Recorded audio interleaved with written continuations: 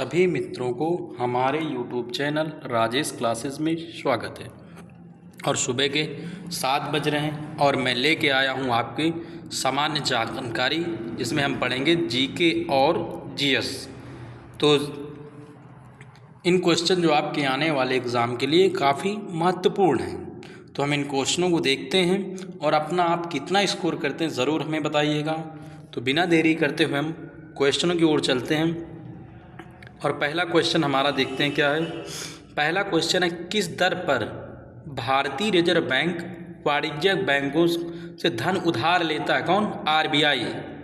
RBI वाणिज्यिक बैंकों से कैसे उधार लेता है? मान लो ये आरबीआई है और ये एसबीआई है, तो एसबीआई से पैसा लेता है तो इसे कहते हैं रिवर्स रेपो दर। क्या कहते हैं? रिवर्स रेपो दर कहते हैं। अगर आरबीआई एसबीआई को देता है इसे कहते हैं रेपो दर। समझ में ना बात? तो इसका आंसर आपका हो जाएगा 1 हो जाएगा, जिसे हम रिवर्स रेपो दर कहते हैं। दूसरा क्वेश्चन हमारा ये रहा, भारत का उपराष्ट्रपति बनने के लिए न्यूनतम आयु कितने वर्ष होनी चाहिए? 30 वर्ष, 35, 40 या डी ऑप्शन 37 वर्ष। तो इसका आंसर आपका हो जाएगा उपराष्ट्रपति बनने हेतु कितनी आयु होना चाहिए? तो इसकी 35 वर्ष आयु होना चाहिए उपराष्ट्रपति बनने के लिए। और ये अनुच्छेद 66 में वर्णन किया गया।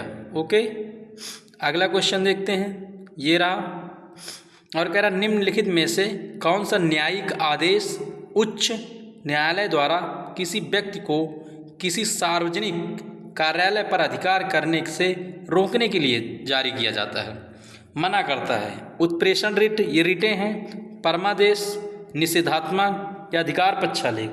तो आपका आंसर क्या हो जाएगा?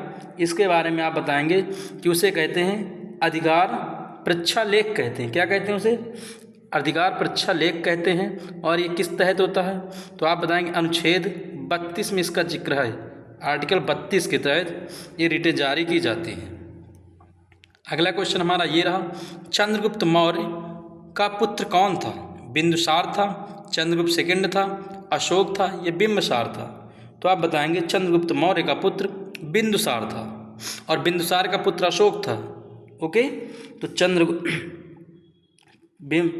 और जो ये बिंबिसार था, ये बिंबिसार तो ये भार्यक वंश का संस्थापक था। ओके, तो आप याद रखिएगा, इसका ऑप्शन हो जाएगा आपका ए हो जाएगा। अगला क्वेश्चन ये रहा हमारा और कह रहा है, भारत में तुगलक वंश के बाद कौन सा वंश आया? गुप्त वंश, खिलजी वंश, मुगल वंश, सैयद वंश? तो आप जानते हैं, आपको ट्रिक याद होगी, गुलाब खिला तोड़ा सैयद लोधी।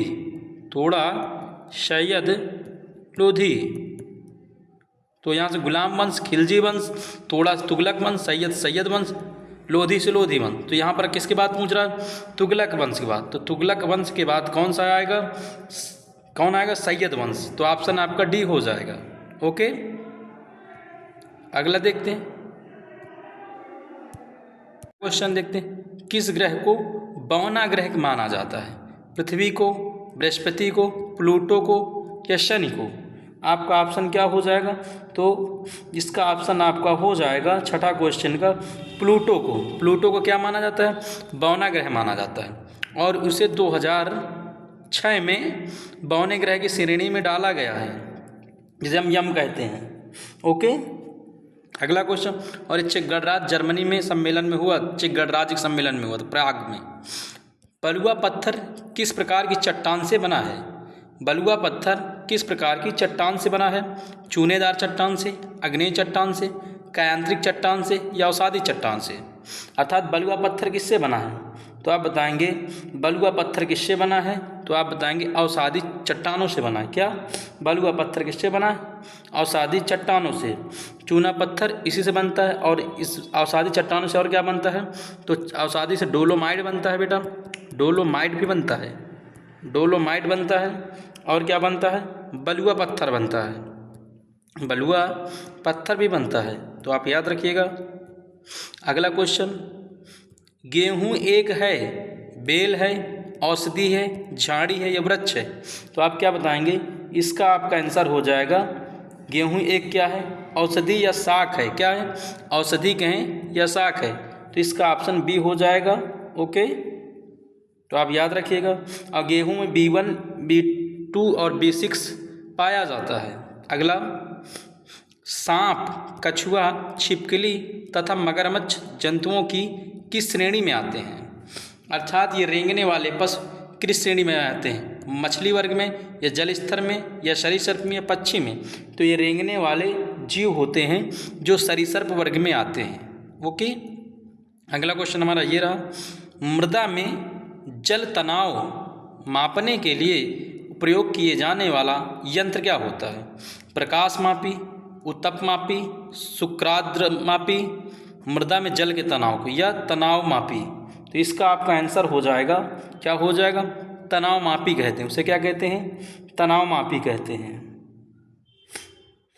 इसी से ज्ञात किया जाता है, तो आप याद रखिएगा। अगला क्वेश्चन हमारा रहा ये, बल का एसआई मात्रक क्या होता है? बल का एसआई मात्रक आपका क्या होता है? तो आप बताइएगा। बल का एसआई मात्रक न्यूटन या किलोग्राम होता है। ये इसका हो जाएगा। पास्कल किसका है? पास्कल दाब का हो जाएगा। ओके, जबकि शक्ति का मात्रक वाट, ये शक्ति का है। किसका है? शक्ति का हो जाएगा। तो आप याद रखिए, जरूर याद रखिएगा। अगला क्वेश्चन देखते हैं। अगला क्वेश्चन हमारा ये रहा बेटा, कौन? अगला क्वेश्चन है, निम्नलिखित में से कौन सा एक बुरा ऊष्मा परिचालक है? एल्युमिनियम है, तांबा है, चांदी है, सीसा है? तो यहाँ पर हो जाएगा ऑप्शन सीसा। और सबसे अच्छा सुचालक परिचालक कौन होता है? तो सबसे अच्छा चांदी होता है, सबसे ज़्यादा चांदी में चालकता होती है, फिर तांबा में, सबसे लास्ट में एल्युमिनियम है। तो आपका आंसर यहाँ बुरा चालक पूछा, तो आप बताएंगे क्या? सीसा। अगला ये रहा, कह रहा निम्नलिखित में से कौन कंप्यूटर से स्थायी रूप से डाटा संचित करता है? कौन संचित करता है? एलयू, अर्थमेटिक लॉजिक यूनिट, या कैश मेमोरी, या रैम, या रोम? तो आप इसका ऑप्शन आपका क्या हो जाएगा? रोम हो जाएगा, जिसका फुल फॉर्म होता है रीड ओनली मेमोरी, जिसे सिर्फ पढ़ सकते हैं। ओके, जंग लगना क्या कहलाता है? जंग लगना क्या कहलाता है? घटना। विद्युत अपघटन कहलाता है, ऑक्सीकरण कहलाता है, रेडॉक्स अपक्रिया कहलाती, या अपचयन कहलाता है? तो आपका ऑप्शन हो जाएगा रेडॉक्स या अभिक्रिया, जिसे ऑक्सीकरण और अपचयन होता है, और ये वायु की उपस्थिति में होता है और इसमें भार बढ़ जाता है। अगला हमारा ये रहा क्वेश्चन, कह रहा है निम्नलिखित में से कौन सा एक धूम कोहरे का घटक नहीं है?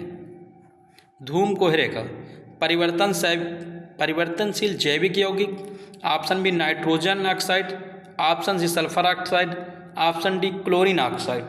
तो आपका ऑप्शन हो जाएगा, क्या हो जाएगा आपका?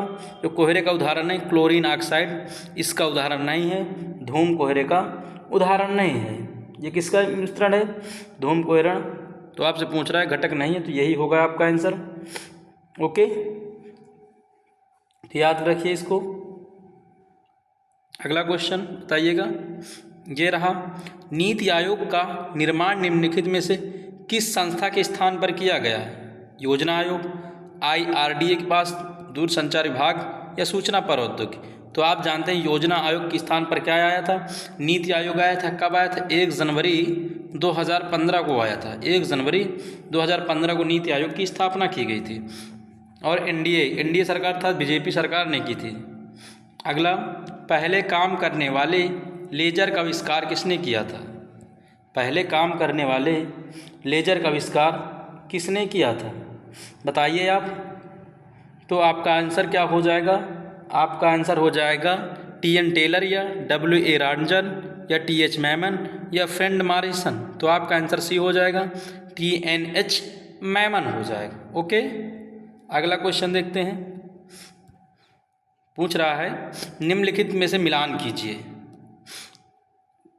गौरी शंकर देवीलाल क्या पर जाते हैं? हरिप्रसाद चौरसिया कौन? जाकिर हुसैन क्या करते हैं? और MM हुसैन करते हैं। तो जाकिर हुसैन तबला वादक हैं, हरिप्रसाद चौरसिया बांसुरी वादक हैं, ओके। हरिप्रसाद चौरसिया क्या हैं? बांसुरी वादक हैं। और उसके बाद गौरी शंकर दयाल क्या हैं? कत्थक। ये क्या करते हैं? ये कत्थक वादक हैं।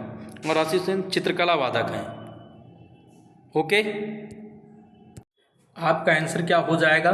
तो आप मिलान कर मैंने कर दिया है, तो ऑप्शन क्या हो जाएगा? तो एक का तीसरा, एक का सी, अर्थात एक का सी ये हो जाएगा, और हर एक का दुई का ए, तो एक का सी, दो का ए, ऑप्शन सी हो जाएगा, ये हो जाएगा। ओके, अगला क्वेश्चन देखते हैं। ये रहा अगला क्वेश्चन, कह रहा है कि बताइए पास्कल इकाई किसकी है? आर्द्रता की, दाब की, वर्षा की या तापमान की? तो पास्कल आप जानते हैं कि दाब की इकाई है। किसकी इकाई है? दाब की इकाई है। ओके, अगला क्वेश्चन देखते हैं। अगला क्वेश्चन ये रहा और कह रहा है, अगला क्वेश्चन कह रहा है 95 में ऑस्कर पुरस्कार समारोह में सर्वश्रेष्ठ शॉर्ट फिल्म डॉक्यूमेंट्री श्रेणी में भारतीय डॉक्यूमेंट्री ने ऑस्कर जीता, इसके निर्देशक कौन थे? तो इसके निर्देशक एस राजमौली, जॉन अल्बर्ट, राजकुमारी रानी या कार्तिकी गोजलवेक्स? तो इसका आंसर आपका हो जाएगा कि 21वें का क्या हो जाएगा?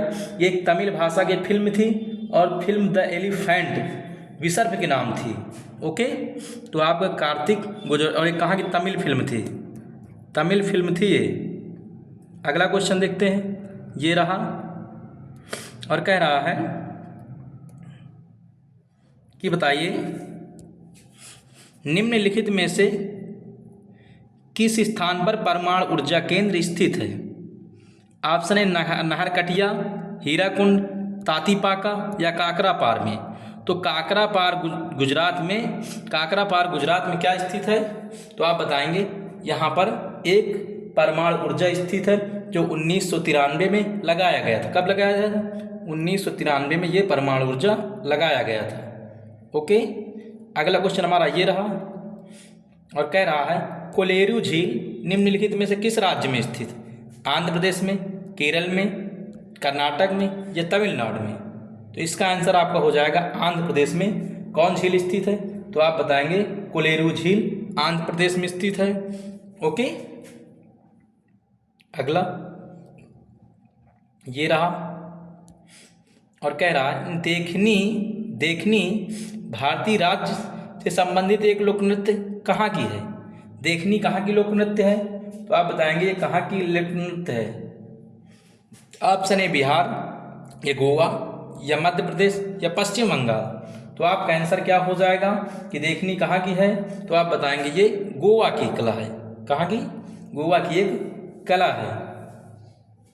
कोंकणी भाषा गोवा में बोली जाती है ना, इसीलिए। अगला ये रहा हमारा, अगर भारत में योजना आयोग ने भारत को कितनी कृषि जलवायु क्षेत्रों में विभाजित किया था? तो योजना आयोग ने भारत को कितने कृषि जलवायु क्षेत्र में बांटा था? 20 में, 25 में, 15 में या 18 में? तो ये मोस्ट इम्पॉर्टेंट, इसको लगा लेना 15, तो 15 भागों में बांटा था इसको, भारत की जलवायु। अगला क्वेश्चन ये रहा हमारा और कह रहा 1498 में वास्को डी गामा एक पुर्तगाली खोजकर्ता ने के लिए किस एक मार्ग की खोज की थी?